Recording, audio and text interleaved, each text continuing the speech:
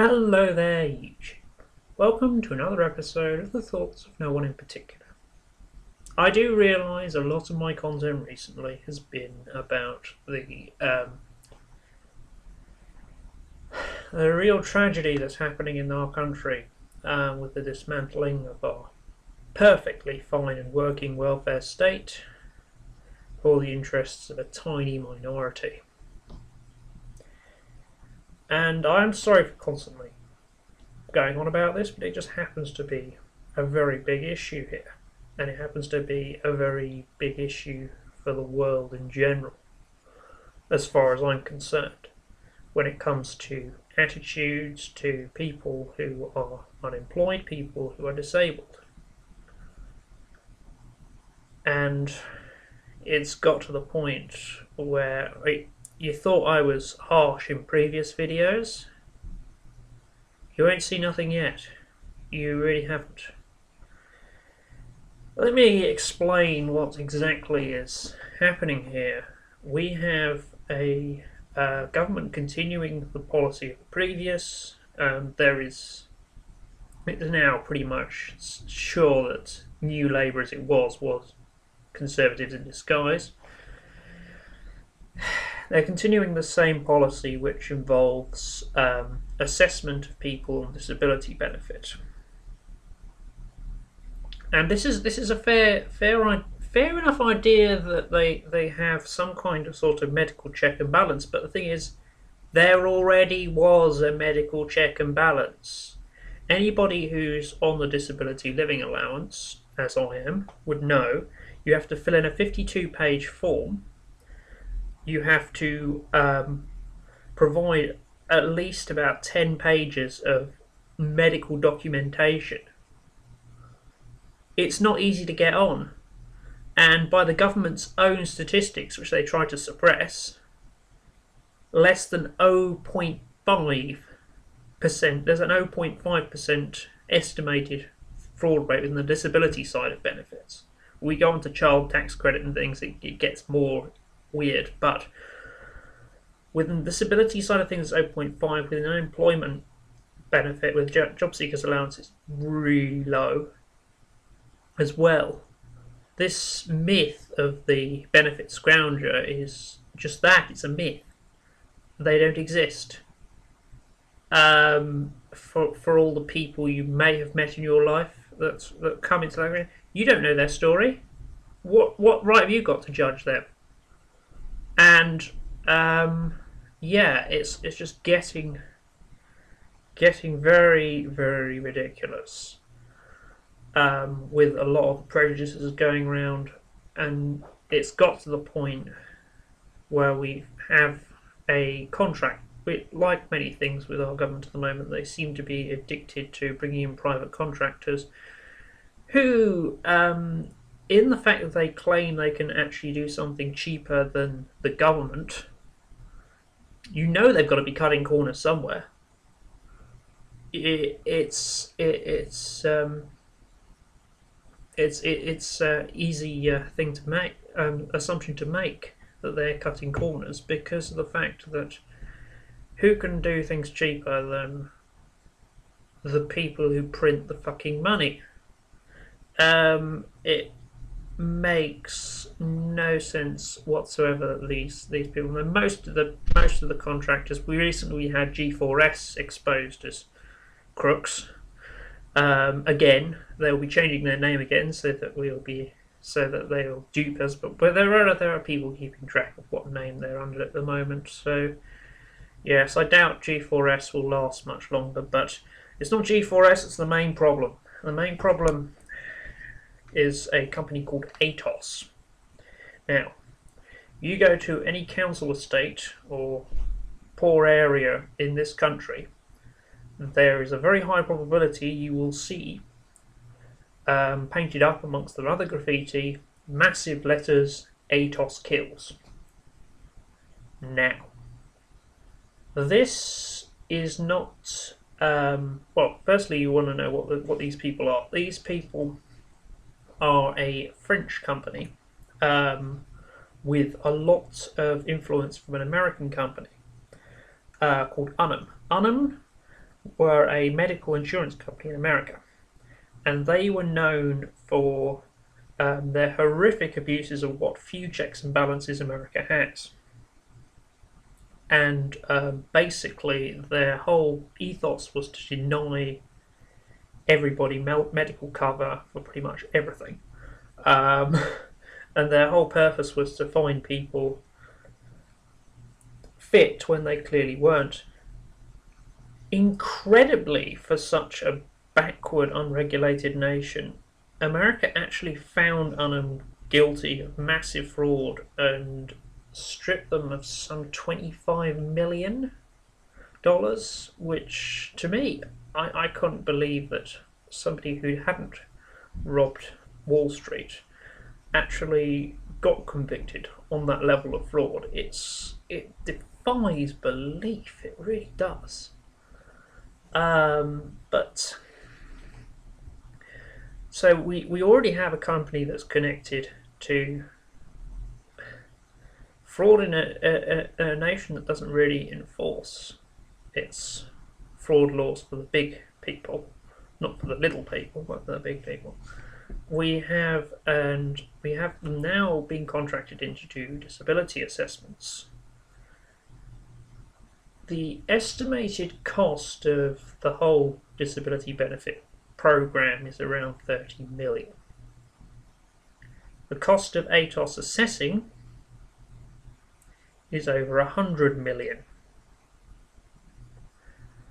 That is basic economics and basic maths 101 fail.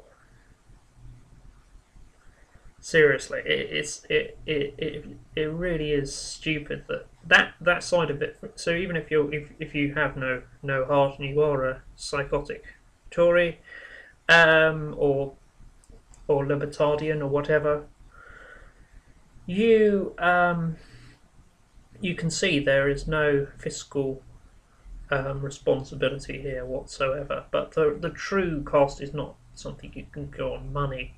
It's the sheer inhumanity of the process.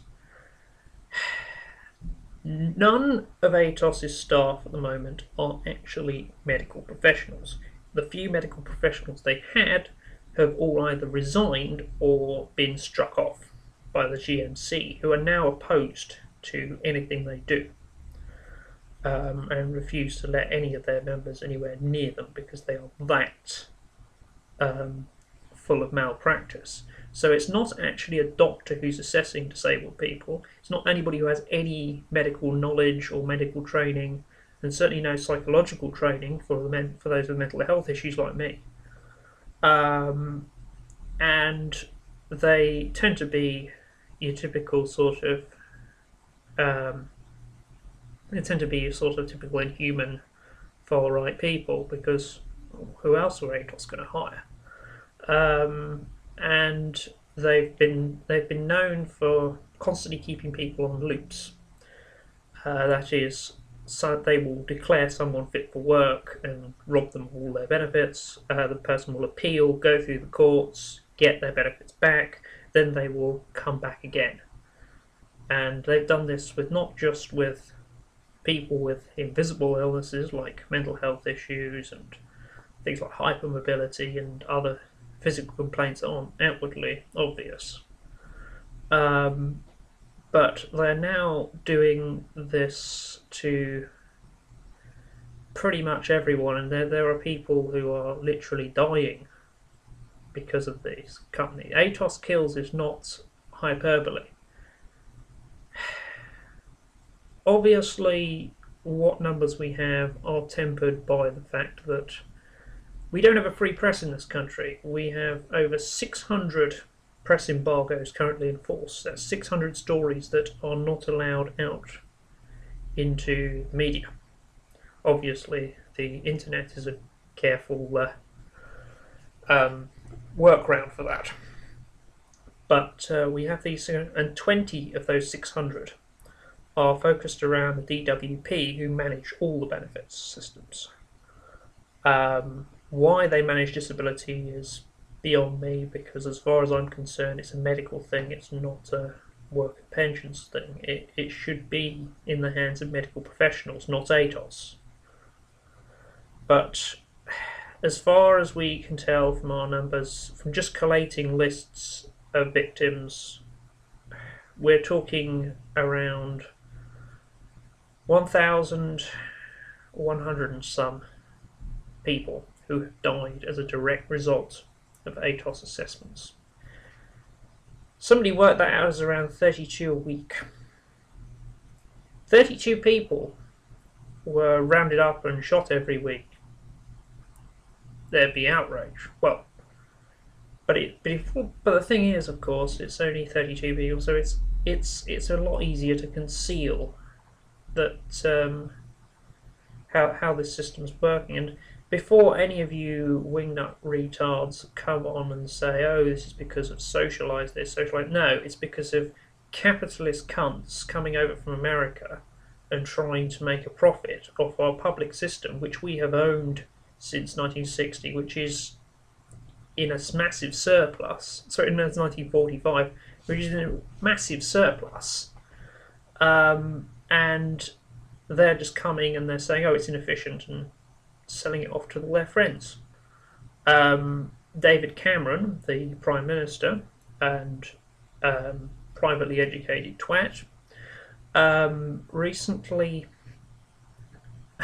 sold every fire engine in London to a friend of his for £2. These people are doing a slash and grab on the entire all the public services in Britain. And the way we're going, I can see us becoming sinking to the barbarity of America. And before anyone goes, "Oh, man, America's free and no socialism," and all that bullshit, I'm sorry, but a nation where a woman who is dying, is very clearly dying, is told she's trespassing on a hospital she's been admitted to, dragged out and left on a police cell floor to die, is not a humane nation. And as far as I'm concerned, any nation without universal health care is third world. And there are parts of America that would, if they were independent, would be classed as third world, most of the southern states. Because that's the nature of the economic divide, that's the nature of the lack of things for the common people.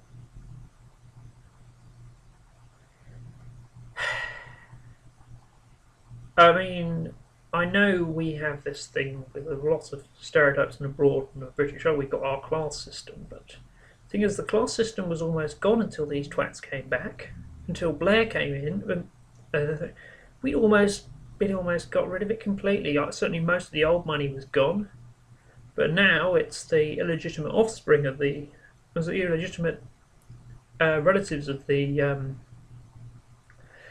old money who are now in charge. Cameron is something like 100 and something in line to the throne, which is ridiculous.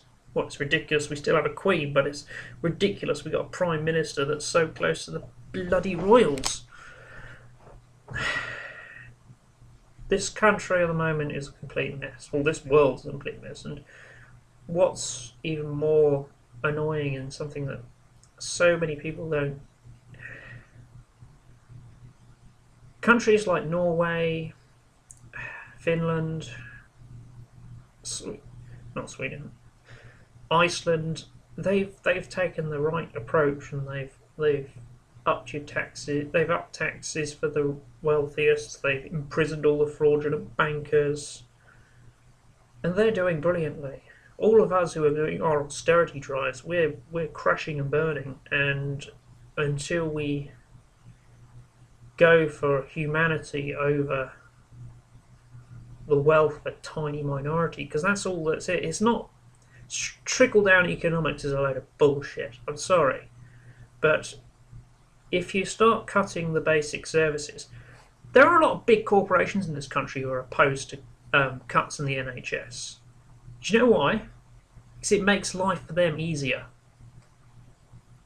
McDonald's would not be able to pay their sort of minimum wage workers as minimum minimum wage as it stands, as low as minimum wage as it stands, if there wasn't an NHS, because they need to pay health benefits too, because otherwise they're going to get really bad publicity if they do things like certain companies in America have done with firing people to avoid paying their medical expenses. They're kind of forced into caring for their employees, and it's not their business. It is a societal business. It is not the business of the individual, who definitely cannot afford it. Unless you're a multi-millionaire, you cannot afford to keep yourself alive for your whole lifetime, because of the way medical costs have been spiralling. And it's not the responsibility of businesses either to subsidise their employees. It is the responsibility of all of us. And we've had the NHS since 1948, and we've had a very, very strong welfare state since Winston Churchill, our most famous so-called Conservative Prime Minister, who actually brought the welfare state in 1912, though he was actually a member of the Liberal Party at the time. Churchill was a massive troll. But generally, I think it's best summed up by two quotes. First, from Winston Churchill, which was, "Society is not a mishmash collection of unconnected individuals. It is a greater organism, of which the individual is an important part, indeed. But it is only a cell in the greater organism that is society, and it is that organism that we should keep alive." Contrast that with Margaret Thatcher's famous "There's no such thing as society." And of course there's the other one, which was that infamous poem that they came for the Jews. Well, I wasn't a Jew, so I shut up. First they came for the communists. I wasn't a communist, so I shut up. They came for me, and there's nobody left to speak out for me. Because make no mistake, everybody in this country is going, if there is a private healthcare system like America, you're all going to be one medical problem away from bankruptcy.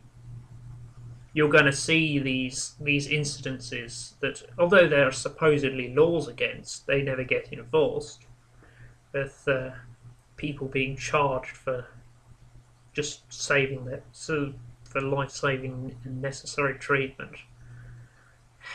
It's so wrong, and it needs to stop.